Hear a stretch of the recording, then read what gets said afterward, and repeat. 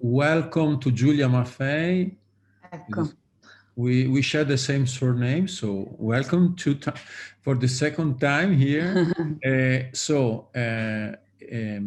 you agree, just because I gave a message to our audience that we were waiting for this final technical check, I would start the presentation and the conversation with you. So let me introduce you very briefly, just because we used already 10 minutes, and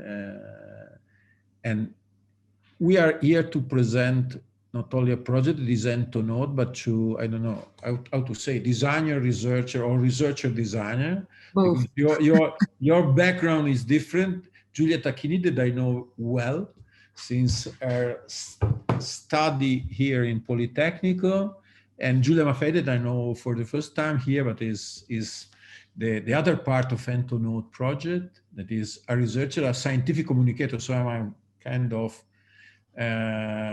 very respectful, because it is adding a kind of scientific take to the discussion. And I think that the scope of this evening is obviously introduce the project and introduce a discussion about alternative foods, even if we could not really define an alternative, just because they are a reality still. And starting from that, I think we could perhaps embrace a discussion together also with our audience about what is the future of food system, taken that we have this opportunity or strategy or innovation that we could bring into everyday life, that is eating insects, so different kind of food, and which are probably the challenges at the barrier to really achieve this result. And I think you are like forerunner in this, so we wait for hear from you what are, in your opinion, the real strategy that we have to pursue just to introduce this as a common element in our daily life. So I leave you the stage to both the Julias here, and yes, I listen to your presentation. Okay, thank you, Stefano. Good evening to everyone. So thank you, Stefano, and thank you for inviting us. It's a pleasure to share our experience and our project with all of you. I'm going to share a presentation so you can see more what we are talking about. So, so yes, we are Giulia and Giulia. Giulia Maffei is a biologist and scientific communicator. I am a food designer. And we have approach about entomophagy, so eating insects, so from different point of view. And our passion for edible insects lead us to found in 2015 Entonode, a cultural association and the first Italian entomophagy science communication company. Both me and Giulia found in edible insects a sort of very interesting thing. We know that edible insects are very tiny, but at the same time, they have a very big potential. So with Entonode, we start to create our website. We start to do some workshop. We write our first book, An Insect in the Plate, a small guide of our future food. And from January 2017, we start the format called Entoexperience. So a sort of path where you can approach for the first time to edible insects. But let's see what is our goal, our aim. So why me and Giulia decide from 2015, so already 10 years, to continue to speak and to make research around edible insects. Our goal and our aim is to spread information about the edible insect world. When we talk about edible insects, we talk about history, food culture, science, sustainability, future. So it's a very multidisciplinary approach when we decide to talk about edible insects. So here you can see some pictures from our dinner Entoexperience with people, some workshop, and some of our recipe that we in this year find to help people to approach and appreciate this kind of food. But let's see now with Giulia why, when we talk about edible insects, we are also talk about future food. Okay, so why we started talking about insects is first of all, of course, because it's a strange subject and we like strange subjects, and second of all, because we have been listening a lot about problems related to high level of meat consumption, and these have increased the scientific interest in analyzing new sources of protein, and so new solution, and insects have been considered one of the candidates for as a substitute of meat. The first one talking about it was the FAO, and together with the FAO, other international organization, they started talking about insects as a possible interesting alternative to protein, to meat protein. They started talking about it different years ago, because it was in 2008. And from then on, with Expo and with increasing research in the subject, the interest have been growing a lot. And we thought that the most important thing at that point was to inform people, because a lot of people were really skeptical about it, and they actually didn't really know a lot about insects, and most of the people didn't even know that it was possible to eat insects. So why they are so interesting? They are so interesting because, first of all, they have a very low impact on the environment. Compared to a cow, as you see from the graph here, they consume much more water. We are talking about 15,000 times less water. They consume, they need a little space. They eat much less food to give the same amount of protein. And also they have a much lower impact in terms of gas emission. So this is one of the points why they are so interesting. And the second point is from a nutritional point of view. As they are here in this graph, you see how much biomass conservation index. So it means that with the same amount of food, the amount of meat that you actually produce, and the amount of manure that this produce. So they are very convenient from this point of view as well. And last but not least, they have a very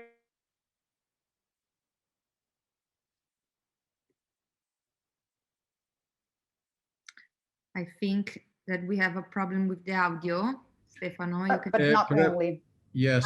Okay, connection. now, Giulia, we lost you this 10 seconds, so you can okay, I'm sorry. Introduce so, the nutrition part. I was saying that we speak about insects talking about protein, but they are not rich in protein only. They are really rich in iron, they are really rich in fat, and we usually speak about the good fat. So the famous omega-3, for example, that we find a lot in fish, for example.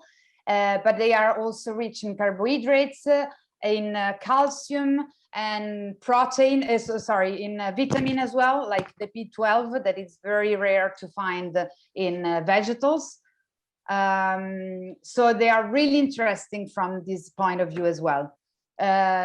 So as I said before, as they are so curious as a food, we decided to concentrate on the communication, because this is the big problem in the European country in this moment.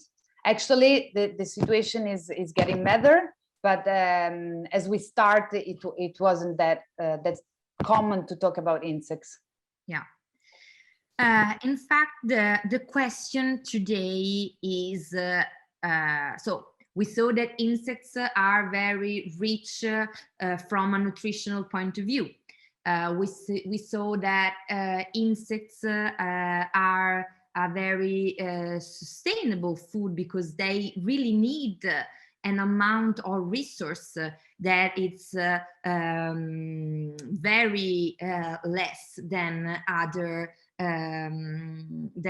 food. So how can we find new ways to integrate insects in our daily diet? So as Antonote, with the experience from our work in these last 10 years, we understand that we have to pass step by step. So the first step, as we say, is information, and not just information in general, but right and good information. And thanks also from the two different education experience that me and Giulia has, we always find a way to communicate to the public. So both research that came from scientific, but also general research. Second point is the food education. Food education today is fundamental because through the food education we can understand more what means that a food has an impact on the environment, okay? Usually while we eat something, we are not thinking, oh my God, this meat, this salad, this carrot, this almond, where it comes from, what is the impact on the food. So also food education starting from children is very, very important. Third point is the awareness. So find a way that this information and food education help us to be more aware of what the food system is leading us. We know that today what is happening in the food system has an impact on not just on the environment, but on the climate change, on the problem of cultural migration, and so go on. The fourth point is the regulation. European Parliament is from around these last 5 years that is working on food regulation about edible insects, and probably many of you has known that in this January it passed a law where we can find on the market in Europe one type of insects. So the regulation step by step is finding space to let also us to find insects in the market. And the last step that is again fundamental is the cultural change. Cultural change that probably is something a little bit difficult for us, but for other people it will be not so difficult. Why I'm saying it? Because when we talk about edible insects, we are talking about around 2 billion people that already eat insects every day. Because insects are part of a lot of different food culture. we can see that in Mexico there are many delicious insects that are eaten every day, like the larvae and the eggs of ant.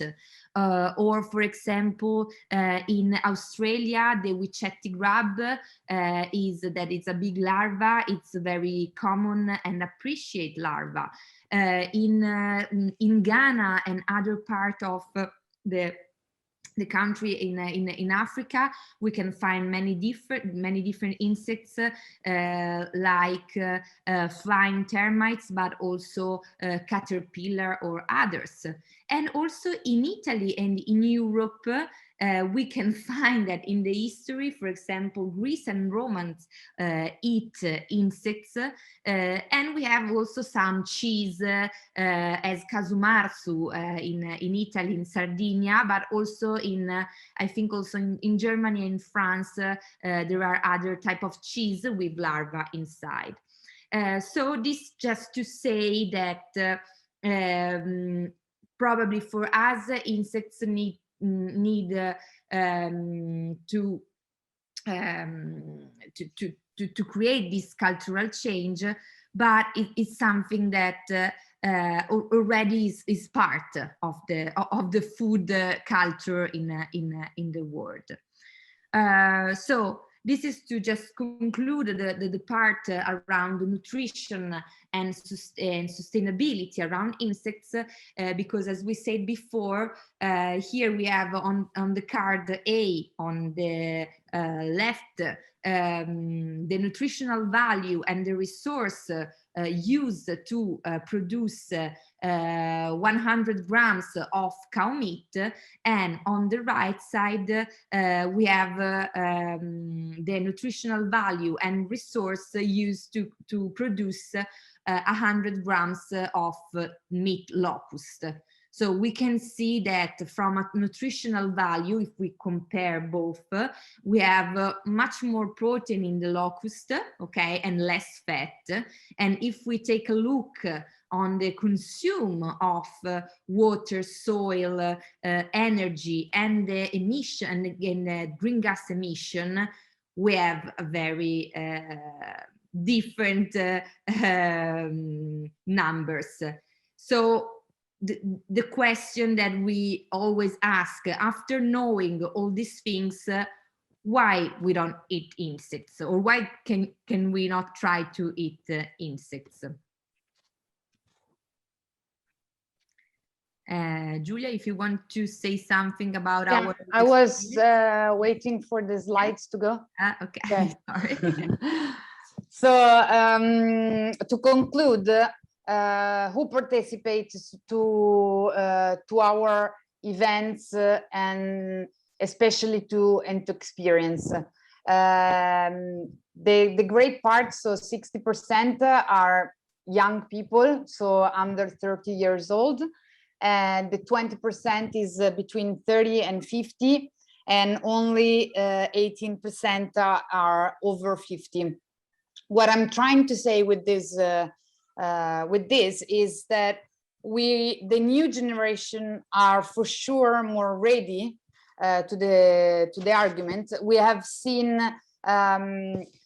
hundreds of people in this year participating to our events, and we have noticed that the interest is growing a lot. Plus, recently a new law passed at a European level. So actually the insects you are seeing now on the screen, which are larvae, they are called Tenebrio molitor. These little larvae have been accepted at a European level. So now we can sell and we can eat these insects. So as you see, we have been doing a lot of steps forward, and I'm sure that the new generation are much more ready than the old ones to accept this new food. And it's important not only from a sustainable point of view, but also from a globalized point of view. I mean, we are a lot of times that someone asks me, why should we eat insects? The answer is why not? We eat so many food that we considered strange many years ago. So why not introducing also insects? Plus, they are very good, so they have a good taste. I understand it's difficult for someone to approach an insect, but as soon as people try insects, they are surprised about the taste that is good and is not that shocking as they imagined before. So the impact of food on our planet is more and more important, and edible insects would be a real sustainable solution. And for all the reasons we have just said, I think we are close to it. So I think that this was all, and I don't want to steal other time to possible questions. So I think we can conclude, and thank you all for listening. Thank you. Thank you very much to both of you for the super interesting presentation. I have some questions, obviously. Okay. Yes, let's start with my question, because obviously she didn't arrive. Yes, you were pointing out that the fact that we usually eat things that are not really attracting, like, I don't know, shellfish. I remember to have eaten these pesebes that are like mollusks in Spain. It was like kind of strange experience to it's like an extraterrestrial animal that you have to in which you have to use your hand, you have to suck. So it's a super strange thing. So in which way, in your opinion, this kind of personal experience could be transformed, for example, by a food processing transformation, or by a kind of different, I don't know, design perspective? So in which way we could intervene in that? It could be the taste experience, it could be the real food processing. What is your opinion about that? Well, in our experience, I think that first of all, giving to the person that want to approach for the first time at insects,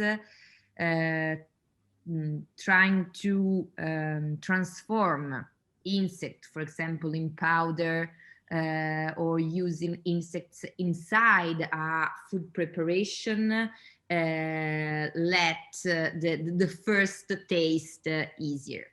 Then we find out also that the share experience is very important. Usually when we do our dinner, we do dinner around 10 to 12 people, okay? When they sit and they found themselves at the same table, usually they don't know each other, okay?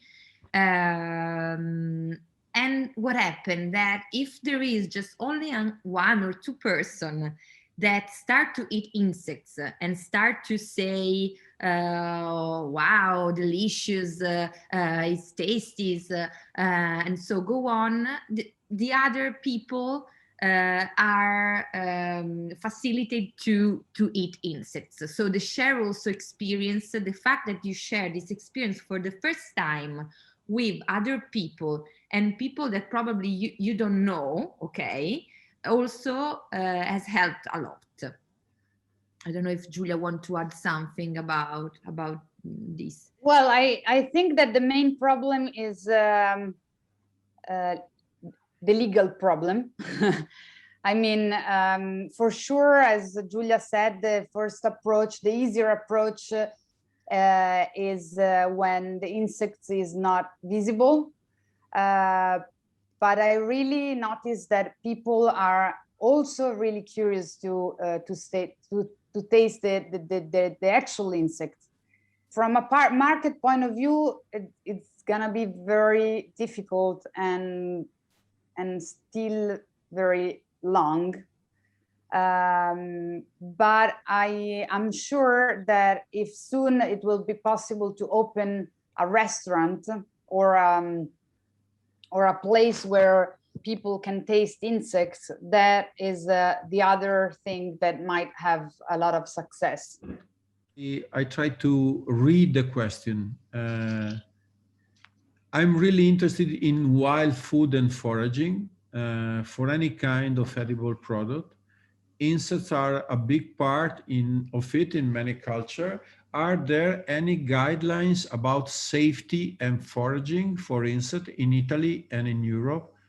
I see chefs in the US starting to work with foraged insects, but I didn't find any information. It's complicated. Yeah, it's complicated because it's true. It's the insect culture is not really on breeding insects, but in collecting insects in nature.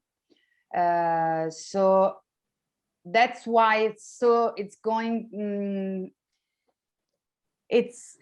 that difficult to start a market with insects, because there are not a lot of information about how to breed insects, because the culture is more about, as I said, go and take insects from nature. The problem is from healthy point of view. So if you want to start a market of insects, you necessarily have to follow certain rules.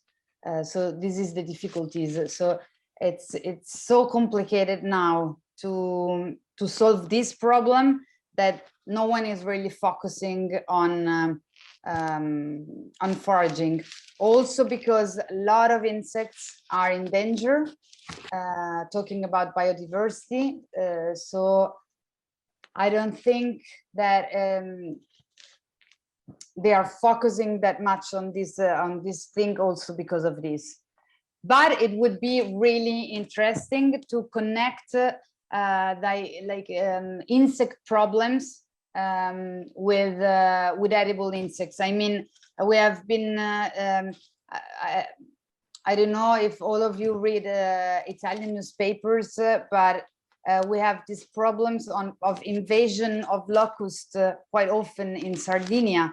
So that might be interesting. So collecting that locust and eat them in a situation that is critical, then it's really interesting. But spreading the idea of going outside and collecting insects that might be dangerous for your health and for the planet, then it's more sophisticated. So it might be interesting, but it's more complicated. So a tricky thing. Yeah. There is another question. I don't know if Ludovica could show up. We gave the permission to intervene directly. Do you want to make your question, Ludovica? Could you do this? Hi. Oh, fantastic. Do you listen? Oh, okay. Hi, everyone. Hi. Yeah. My question is, if you know, are there hygienic steps to follow before cooking or eating insects? Okay. Yes. In general, we have to imagine insects as non mi viene lumache, scusate, non mi viene in inglese. Snails, scusate. Okay, yes. We need to think that the process of insects are similar to the process to eat snails.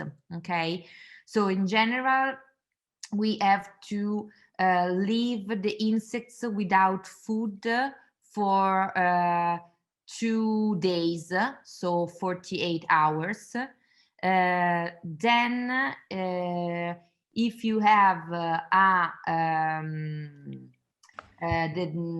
the refrigerator under 20 of temperature, you put them alive in the refrigerator for I don't know, at least 1 day. And then you have to put insects like 10 seconds in boiling and salty water. So in this way, using both heat, salts, and very low temperature, we can be more sure. Of course, this, if we talk about a domestic way to be sure that we can eat insects. When we talk about the hygienic steps, when we have to breed insects from an industrial point of view, so to breed insects to sell them on the market, the process is more complicated with many guidelines that the EFSA, so the European Food and Safety, give to the to who breed the insects, starting, for example, from the food that insects have to eat. Okay. So me and Giulia, we usually we buy insects from a breed near Turin, so here in Italy, and it calls Italian Cricket Farm, and they are trying to get the certificate by EFSA to sell insects in the market, and so when we buy the insects, then we pass through the steps that I told you. So 38 hours without eating, then refrigerator, then boiling water. Okay, so for example, to have the flour, it's more complicated, maybe. To create the powder or flour. You mean homemade or from an industrial? No, for industrial point of view. Well, it depends on which kind of powder you want to obtain. You can dry them and blend them, and you have a certain taste and texture. Then you can freeze dry. That is another technique, which is much more expensive because the machinery is very expensive.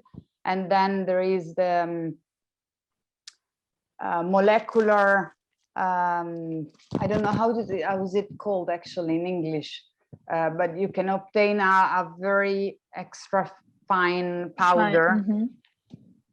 It's a molecular process, and then you have to sterilize everything. It's more sophisticated. None of us is an expert in this field, so I can't give you precise details. But from an industrial point of view, there are different kind of techniques to hygienize and to blend them. Thank you very much. Also, depending on if you want to use it raw or if you wanted to use it in a product, or which kind of taste you want the result to be. It's quite articulated. Thank you. I ask if there are other questions coming from the audience, because I have one for you two. Is in your opinion, what could be the contribution, the next contribution coming from, let's say, a projectual kind of thinking, or also following Giulia Maffei kind of capability, or from a scientific side? What is, in your opinion, the next moves that we have to do to develop this possibility, this opportunity? From a scientific point of view, of course, increasing the research, especially the shelf life of the products and how to maintain the good taste of the product. Because what we have noticed is that when you cook them fresh, they are much better. That's why I'm saying, I said before that a restaurant or something like that would be of success. So first of all, doing some research on how to conserve the good taste in products, and second of all, work on allergens. I don't know how if it's said properly, because so far they don't have a particular they don't seem to give particular allergy apart from the chitin. But the research needs to work a lot on this part even more. So this from a scientific point of view. Of course, we need to go on with the legal part. And from a projectile point of view, for sure, try to think something that people might appreciate and buy in the supermarket or in a restaurant or in whatever. There can be many ideas. I do believe a lot in street food right now, and I really think that insects could be a very good street food. But this is my idea. Yeah. I think also. Sorry, Stefano. No. I was because I think that the Giulia Maffei was giving us a more scientific take, probably, but not so only scientific. But this discourse about street food is not really connected only to science. It's connected to everyday experience, probably in different countries. I think that in Far East or in Mexico, these kind of street food are normal. So it's sometimes we import a lot of things. Perhaps we could start importing also this. Probably you could add some consideration coming from a more projectual side. So yeah, I was thinking that, like, I think that there are two aspects on we have to work. One is the educational aspect. As we said, our public, our target is young people, okay? And so young people also with the future job that they are going to do, they can really help to create new projects around the topic of edible insects and the topic that are connected to the edible insects. So also a course, the one that you Stefano lead and that the student will start to follow is fundamental in general to understand what food means, what there is around food, and how we can use food as how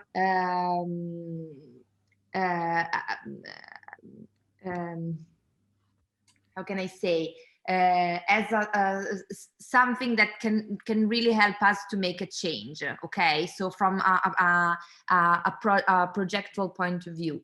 On the other side, I think that we need to understand, to work more on how to communicate sustainability. Today, sustainability, it's a word that we use for many things. Sustainability has become a trend, and probably sustainability as a word has lost part of its inner meanings. Okay, so also thinking about a product, a packaging, or a campaign that could be around edible insects, for example, or other food that deals with sustainability, it's really important to understand how to communicate sustainability. Because today, when we talk to sustainability, the most of the people are annoyed about this word and about its meaning, and it's very difficult also to understand how we are really near to something that is happening, that is not the future but is the present. Okay, so also I think the communication or communication project around this topic can be really helpful. needs to become a trend, Yes, I think that a probably fashion. yes, you are right. I think that sometimes we expect that society changes us, but in reality, we are changing society. Just to say, from my personal point of view, I decided last year during the COVID pandemic to start becoming vegetarian. Ah, I wow. started, and it was simply a choice. Yeah. It's a motivated choice. So sometimes we could move a little bit from the idea that to change things you have to be like a super activist, but you could change like with simple choices your impact on environment. At the beginning, you showed us the ratio, the comparison between having a kind of omnivore kind of behavior or having a vegetarian one or eating different kind of, yes, let's say human beings, Mhm. even then they are living beings better, sorry. But I think that this is a further step. So if I'm able to accept the fact that I have to experiment something in my normal life to change the situation, so the environmental question, or introduce an idea of circularity within normal life, I think yes, probably I have to convince myself there are barriers, but it's not, probably it's worth the effort and it could be done. Yeah. So it's not impossible. When we started discussing about being vegetarian or being vegan, yes, I don't know, like let's say 10 years ago it was like, yes, like they are a kind of credo in which there are super obscure guys that are experimenting this, they are totally crazy, and now you see that is a consolidated market share. And if you go into large distribution, you will see that this expansion of the vegetarian vegan shelves. So everything could happen. Also, the idea that we could approach, starting from, as Julia, the other Julia was saying, from a normal experience and going to the Navigli and eat, I don't know, formigas, just to say, okay? Mhm. Having a kind of different kind of aperitif over there, making, transforming this in from a kind of experimental thing in which I have to pay attention is something that is a normal thing. Yes, an alternative thing, probably at the beginning, but it could be done. And moving from there, having a kind of scale up that is, in my opinion, also industrial. So it must take into account both the regulatory problems that both of you were mentioning during your presentation, but also the fact that this could be a kind of renovation of what we mean for agriculture. Because if I go to Michael Pollan's book that was the omnivore's dilemma, no?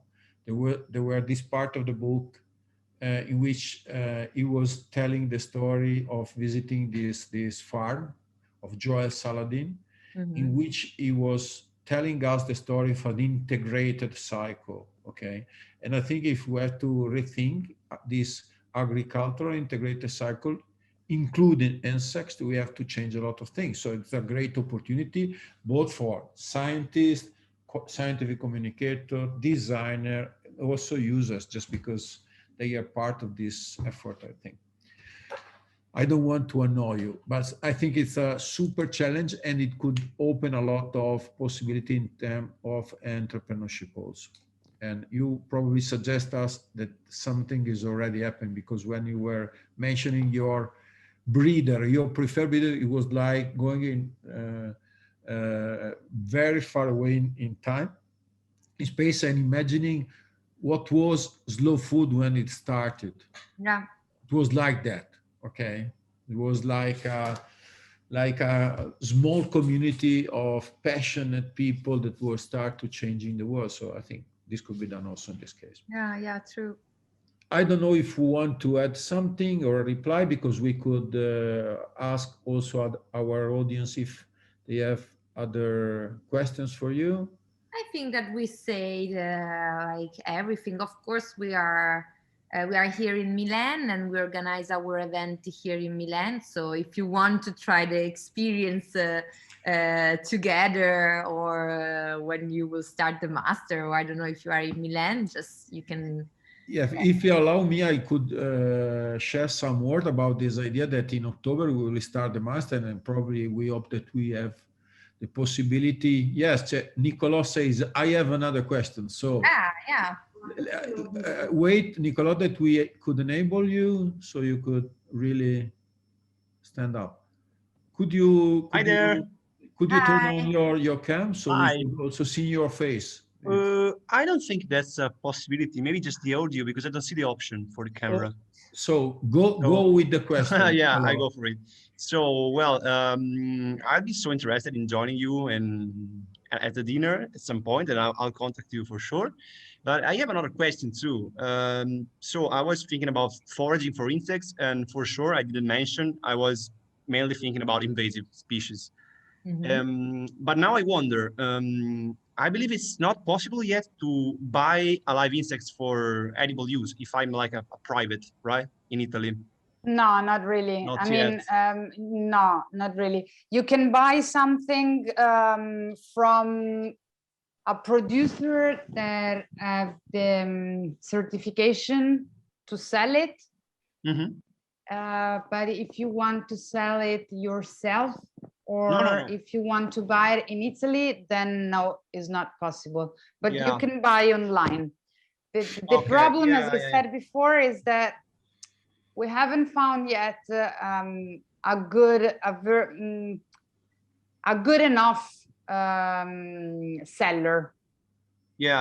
I just checked out the website from Italian cricket farm. Very interesting. I didn't know. And yeah, I saw they just say that they sent all the things to EFSA for approbation, and that they trust about the quality of their insects. So I wonder if I can use the reptile ones. That's not a thing. Yeah, you can use them. I mean, I could, right? Yeah. You should, yeah. It's maybe not for everyone. I mean, I know. you need to be not scared about it, but for sure, if you are brave enough, I actually would invite you to buy them alive and cook them fresh. That's the best taste ever. Yeah, that was the point, because we tried some insects at the university. I'm from the University of Gastronomic Sciences.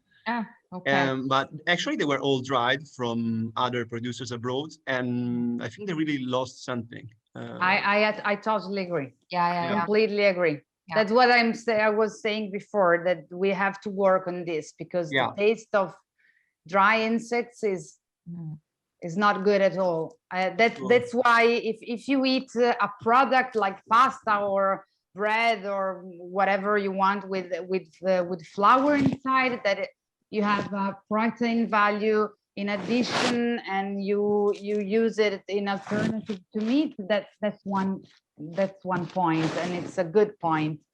But from gastronomic and taste point of view, then this one it doesn't really work for me right now, because the fresh cooked insects are much better. Yeah. Also, if you come to our dinner, we of course cook fresh insects. Yeah. No, we really want to come. We will make a group probably and to check out. Yes, but I totally agree. Yes, with what Julia was saying. Like when we start with Entonote, we start to taste and to try to decide which insects we want to use in our events. And like at the time, dried insects where they were very, like they weren't tasty. So we had the problem to say, okay, how can we convince people that insects are good if we use insects that are not so tasty? So then we start to buy live insects. So having, I don't know, from 2,000 to 3,000 crickets at home, And we start also from when we have time. We also decide. We decide to what to give to the crickets to eat, to Wow. also try to change their final taste. Amazing. So yes, that also it's a different approach, but it works. Sure, sure. Yeah, no, that's very interesting. Thank you. It was very inspiring. So you use like a Wagyu style of breeding, so giving them something very special just to transform them in something that are most tasteful. Yeah, because they're very small, so they really I don't know how, but they concentrate part of some taste of other food. Yeah, but the problem is that this is something you can think from a gastronomic point of view. From a commercial point of view, it's very difficult. I mean, it's already complicated to obtain the authorization to sell it. Mm-hmm. If you imagine to sell a product that have been feed with something for a certain period, then it's gonna be forever. I mean, it depends on what's your goal. Yeah. Not for experiment. Exactly. Yeah. No, not for an industrial breeding, but if you want to make a home breeding or I don't know, your gastronomic experimentation, then yes, you can do whatever you want. Yes, like having your hortus outside in the balcony, you can have your cricket breeding outside in the balcony, giving them what you prefer. Fantastic. I just conclusion, if you agree, I think that a lot of these contents and discussion will be part of our next to come master in design for food, in which we will try to put together two different cultures, I think, and category of experiments, one coming exactly from Università delle Scienze Gastronomiche di Pollenzo, the other coming from the Politecnico di Milano. So putting together this idea of transforming environment, our processes, coming perhaps more from the Politecnico side, the design side, but also including this idea of a wide perception of what the food system is, coming from the granularity of eating one cricket at a time in a gastronomic restaurant, and imagine that this could be a broader perspective. It could really be introduced in society, so transforming what we eat every day. We put some information if you need to deepen a little bit this opportunity in the chat. We are available for you, and we hope also that in this new adventure that will start in October, we'll host again the two Julias here, eventually doing something that has to do with explanation, something we do with tasting or process, showing better what could be an experimental approach on that, even if on the regulatory side we are not ready yet. So mixing, being forerunner forever, like an avant-garde that could really transform reality. I don't think if there are the last comments, last comments, last minute. If not, I could, yes, thank you, our presenters. Thank you very much for your passion and for giving us the opportunity to understand better this work that you did. And we hope to have you on board, another kind of session, perhaps more interactive, without the necessity of enabling everybody with this rigid system, and when the master will start. Okay. So thank you very much for your contribution, and I hope to speak soon to you again and have the occasion to present your work again. Thank you, Stefano. Thank you very much. Thank you to all of you. Thank you to our audience, and yeah, I hope let's speak soon. Okay. Okay. Thank you very much. Thank Bye, you. everyone. Have a good evening. Bye. Bye. Bye bye.